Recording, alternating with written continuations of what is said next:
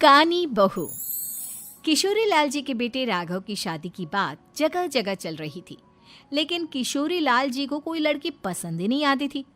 और उसकी एक ही वजह थी, किशोरी लाल जी का लालची होना। उनको लड़की वालों से मोटा दहेज चाहिए था और इसी चक्कर में एक दिन वो एक बहुत पैसे वाले के घर अपने बेटे का रिश्ता लेकर पहुंचे। उस आदमी का नाम था ओम प्रकाश। देखिए किशोरी लाल जी, मेरी एक ही बेटी है और मेरी सारी संपत्ति जायदाद सब कुछ मेरी बेटी नैना का ही है। पापा, नाम से लगता है बहुत खूबसूरत होगी। कितना अच्छा नाम है ना, नैना। ओ, वैसे बात तो सही है आपकी। अब इतना पैसा है, जमीन जायदाद है, इकलौती बेटी, आप भी क्या करेंगे? सब कुछ उसे ही देंगे ना। बिल्कुल ठीक पहचाना आपने।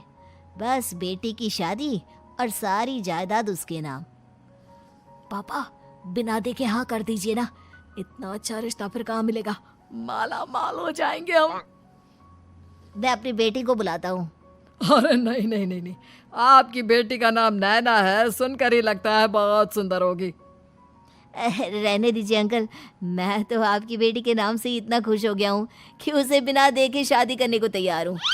अब तो मैं उसका चेहरा सीधे शादी के बाद ही देखूंगा। और इस तरह राघव नैना का चेहरा नहीं देखता और उससे शादी कर लेता है। शादी के बाद अपनी सुहाग रात पर जब राघव नैना का घूंघट उठाकर देखता है तो नैना की आंखें बंद थी। कितनी खूबसूरत हो तुम नैना, जरा अपनी आंखें खोलकर मेरी तरफ देखो तो सही। नहीं, मुझे शर्म आती है। अरे, मैंने तुम्हें शादी से पहले भी नहीं देखा, और अब अगर तुम आंखें खोलकर मुझे देखोगी भी नहीं तो मुझे अच्छा कैसे लगेगा? इससे पहले कि नैना अपनी आंखें खोलकर राघव की तरफ देखती, अचानक से लाइट चली गई और राघव नैना को पूरी तरह से देख भी नहीं पाया। अगली सुबह नैना राघव के लिए नाश्ता बनाकर लेकर आई। अरे ये क्या, आधा पराठा सीका हुआ है और आधा बिल्कुल कच्चा। ये तुमने क्या किया नैना? बहू, तुमने क्या आधा पराठा तवे से नीचे लटका कर रखा था, जो आधा सिका है और आधा कच्चा? मुझे जितना दिखेगा उतना ही तो सीखूंगी ना पापा जी। जहाँ जहाँ मुझे नजर आ रहा था वहाँ मैंने सीख लिया, जहाँ जहाँ नहीं दिखा वहाँ कच्चा रह गया होगा। इसका क्या मतलब है? ये कैसा मजाक कर रही है तुम? अरे बहू, तुमने इतना लंबा घूंघट क्यों लगाया हुआ है? देखो, हमारे घर में बहुओं को बेटी की तरह रखा जाता है, और फिर तुम तो इतना सारा माल लेकर आई हो। देखो, ये घूंघट डालकर रखने की कोई ज़रूरत नहीं है। हाँ नैना, पापा जी ठीक कह रहे हैं, तुम तो आराम से रहो, अपना ही घर समझो। नैना अचानक से अपना घूंघट उठा लेती है। अरे ये क्या पापा, नैना की तो एक आंख फूटी हुई है। नाम से नैना, लेकिन ये तो कानी बहू निकली। मेरे साथ धोखा हुआ है, धोखा। बिना दिखाए अपनी कानी लड़की मेरे संग ब्याह दी। मुझे कानी बीवी नहीं चाहिए। मुझे अभी ओम प्रकाश जी से बात करनी पड़ेगी। आखिर उन्होंने मेरे साथ ऐसा किया क्यों? अरे, आप लोगों ने ही तो पापा से कहा था कि आप लोग शादी से पहले मुझे देखना नहीं चाहते। अब मेरे पापा पर क्यों इल्जाम लगा रहे हैं? अरे लेकिन उन्हें बताना तो चाहिए था ना कि तुम कानी हो, एक आंख से तुम्हें दिखाई नहीं देता। किशोरी लाल और राघव नाराज होकर ओम प्रकाश को अपने घर बुलाते हैं। पापा जी, ये आपने क्या किया?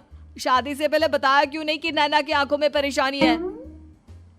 अरे, आप ही ने तो लड़की देखने से मना कर दिया था। अरे लेकिन आप बता तो सकते थे।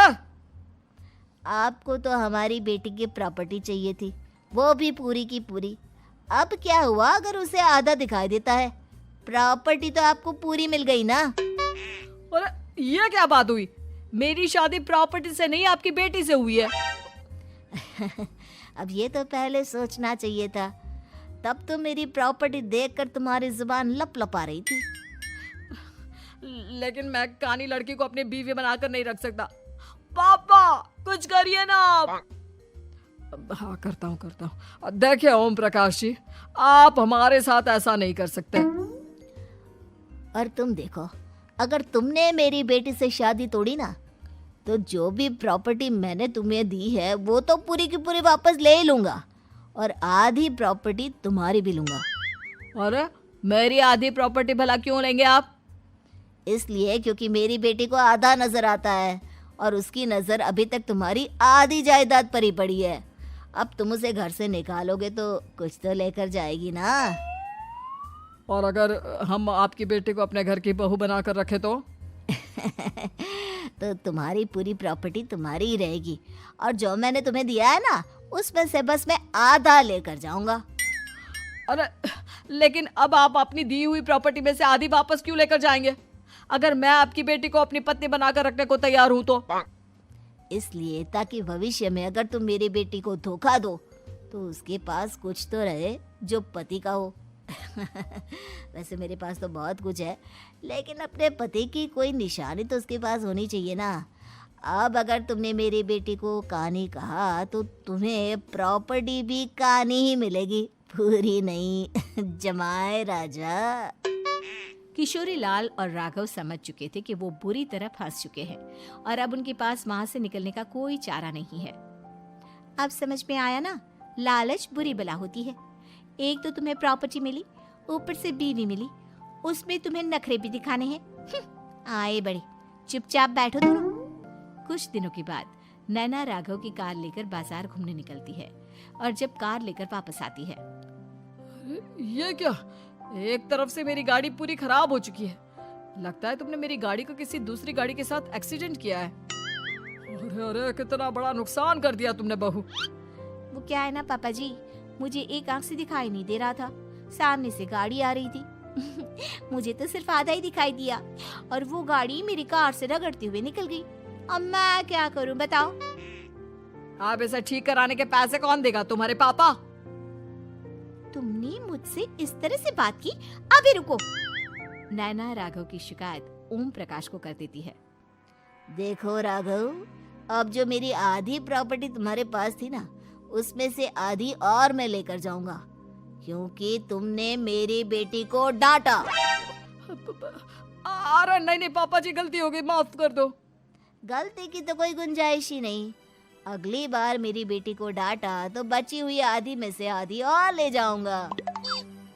लालच के चक्कर में हम दोनों ने बहुत बड़ी गलती कर दी बेटा। एक तो तुम्हें कानी बहू मिली और ऊपर से जो माल मिला वो भी काना। इस तरह राघव की हर एक गलती पर ओम प्रकाश उसकी प्रॉपर्टी का आधा आधा हिस्सा लेकर अपना सारा माल वापस ले गया और राघव को कानी बीवी से काम चलाना पड़ा।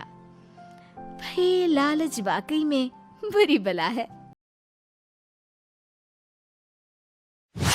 रजनी को बचपन से ही पेंटिंग का बहुत शौक था।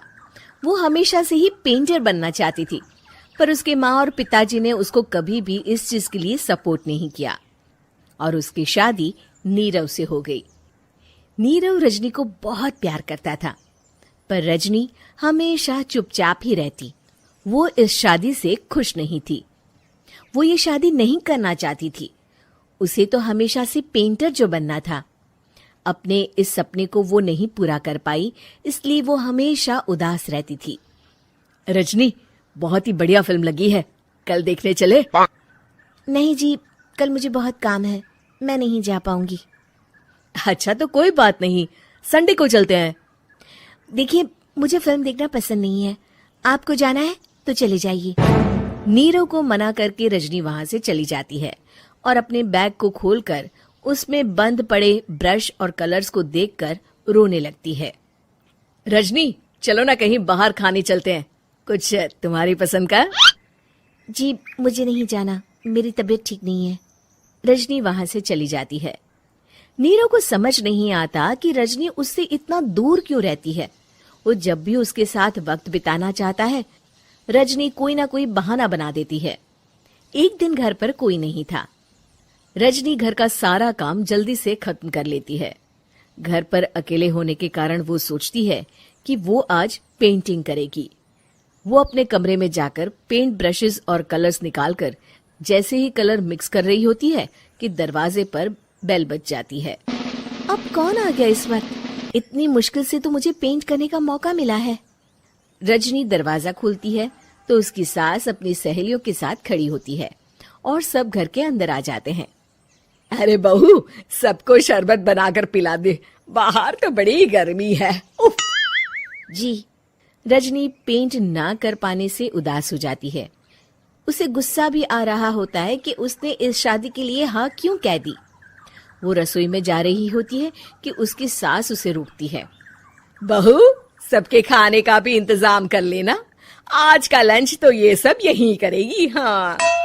रजनी बिना कुछ कहे रसोई में चली जाती है, सबके लिए खाना बनाती है। सब खाना खाते हैं और रजनी घड़ी देखती है कि ये सब कब जाएंगे ताकि वो अपनी पेंटिंग कर सके। जब शाम होती है तब सब चले जाते हैं अपने घर। अरे बहू, सब तेरे खाने की तो बहुत तारीफ कर रहे थे, सबको बहुत अच्छा लगा खाना। आपको मुझे सुबह बताना चाहिए था ना कि आपकी सहेलियां आ रही हैं।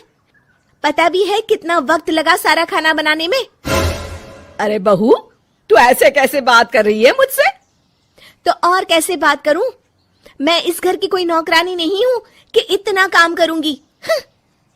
रजनी अपने कमरे में जाकर दरवाजा बंद कर लेती है। शाम को जब नीरव आता है तो उसकी माँ उसे पूरी घटना के बारे में बताती है। क्या रजनी ने आपसे इस तरह बात की माँ? हाँ, और पता नहीं उसे क्या हो गया है, शाम से बाहर भी नहीं आई है। मैंने तो कई बार आवाज दी, खाना भी नहीं खाया उसने। तू ही बात करके देख ले बेटा। नीरव अपने कमरे का दरवाजा खटखटाता है। रजनी, दरवाजा खोलो, मैं हूं। रजनी दरवाजा खोलती है और फिर वापस जाकर अपने बिस्तर पर लेट जाती है। रजनी, माँ से बात करने का ये क्या तरीका है? मैंने कोई गलत बात नहीं की है। अरे तुम क्यों ऐसे बर्ताव कर रही हो सबके साथ?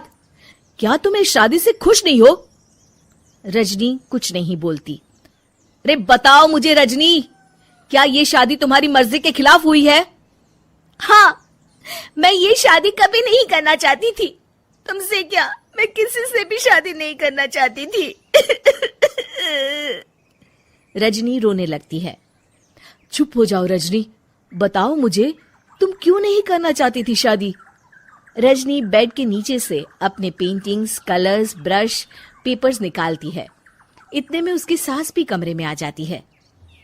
ये देख रहे हो, ये थे मेरे सपने। मैं पेंटर बनना चाहती थी, पर माँ पापा ने कभी सपोर्ट नहीं किया और मेरी शादी करवा दी। मेरे सारे सपने टूट गए। हर वक्त बस गुस्सा आता रहता है मुझे। मैं जानती हूँ कि आप लोगों की इसमें कोई गलती नहीं है, पर मैं क्या करूं, मुझे समझ में नहीं आता।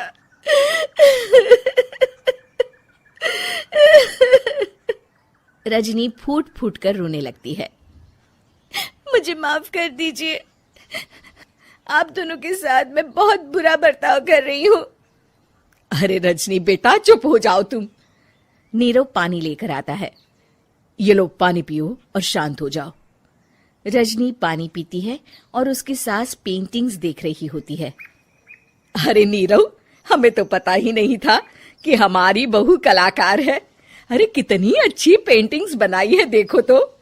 ये वाली तो मैं अपने कमरे में ले जाऊंगी।